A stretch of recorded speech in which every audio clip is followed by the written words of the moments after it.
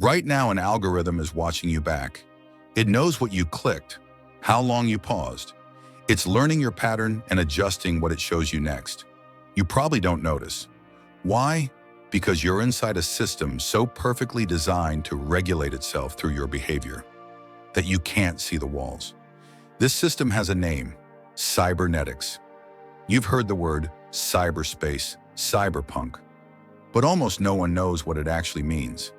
Here's the simplest definition. Cybernetics is the science of how systems regulate themselves through feedback. A thermostat sensing temperature, your body detecting fever. The pattern repeats everywhere. Sense, compare, adjust. Not a metaphor, a mechanism. This is the invisible logic keeping every living thing, every machine, every system that lasts, alive and functional. The word comes from ancient Greek, Kubernetes, the helmsman constantly adjusting the rudder based on wind and current. In 1948, Norbert Wiener published Cybernetics, or Control and Communication in the Animal and the Machine. It became a phenomenon.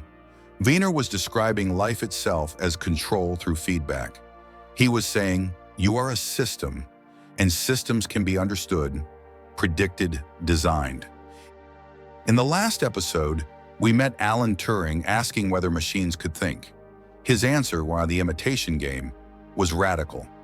If you can't tell the difference through behavior alone, then intelligence has occurred. While Turing was asking if machines could think, Wiener was asking how systems learn to control themselves. Turing looked at intelligence. Wiener looked at feedback, adjustment, iteration. Without ever collaborating, they built the skeleton of everything that came after. Much of what underlies today's neural networks in AI traces back to their logic. If you're continuing from the Turing episode, you're starting to see how these pieces connect. The imitation game showed us that behavior is all we can measure. Cybernetics showed us how behavior gets regulated. Together, they revealed something uncomfortable. Maybe the boundary between human and machine was never as solid as we thought.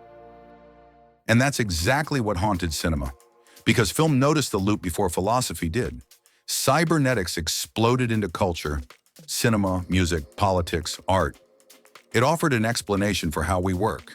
And once you see yourself as a system of feedback loops, you can't unsee it. Two films captured this. When The Matrix arrived in 1999, Neo sits inside the Nebuchadnezzar while Tank offers combat training. Neo thinks jujitsu. Tank loads the program. Data floods Neo's brain. I know Kung Fu. He didn't train. He received pure information. Learning became a software update. Only the pattern mattered. This is cybernetics in cinema, the mind as programmable system. But here's what's eerie. Neo doesn't feel controlled. He feels enhanced. The system seduces through capability, not force. When Neo sees the Matrix as cascading green code, we understand. Control doesn't need walls. It just needs you to want what the system offers. In 1982, Blade Runner explored the same terror. Deckard sits in his apartment when Rachel shows him a photograph. This is me and my mother. Deckard: those aren't your memories. They're implants. Someone else's childhood, copied into your brain. Rachel isn't devastated because she's artificial. She's devastated because her identity is just information. If identity is just a pattern, the origin doesn't matter. If the system produces the same behavior, the distinction collapses. This is the question Turing couldn't answer. When behavior is all we can observe, where does the human end and the machine begin? Music felt it too. In the 60s and 70s, synthesizers broke the link between gesture and sound. The sequencer introduced the loop, a machine playing itself. Kraftwerk dressed as machines to play machines. Their message was stark: service, programming, repetition as identity. Maybe that's what we've always been. Daft Punk eliminated the human face entirely, performing as robots. Millions heard it and thought, this sounds like the future. But it was the present. It was feedback. It was control. Culture was already humming the loop before the labs could name it. but the scientists were building the mechanism in real time. Remember from the last episode how Turing obsessed over whether consciousness was just pattern? He wasn't working alone. Between 1949 and the mid-1950s, the Ratio Club met in London, including Alan Turing, though he wouldn't live to see what these ideas would become. William Ross Ashby, Gray Walter. They were testing Turing's theories in real time. Gray Walter built two small robots shaped like tortoises, Elmer and Elsie. Two motors, a light sensor, a basic circuit. They wandered searching for light, returning to charge when battery ran low. Just feedback. The eerie moment came when Walter placed one in front of a mirror. It reacted to its own blinking light as if encountering another creature, as if recognizing itself. Ashby understood. You don't need massive computing power to appear intelligent. You just need effective feedback. Complexity emerges when simple systems interact with complex environments. The tortoise wasn't smart, but it looked smart.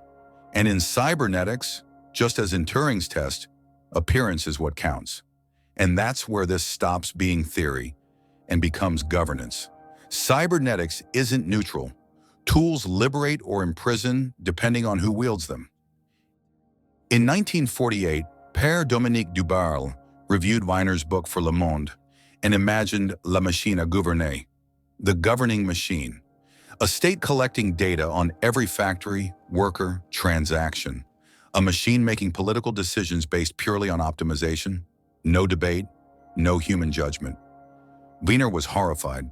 Dubarle had understood what cybernetics could become: total control, disguised as efficiency. 23 years later, someone tried to build it, not for oppression, but for liberation.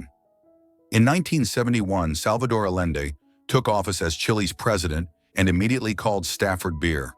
His vision: use feedback loops to run the economy.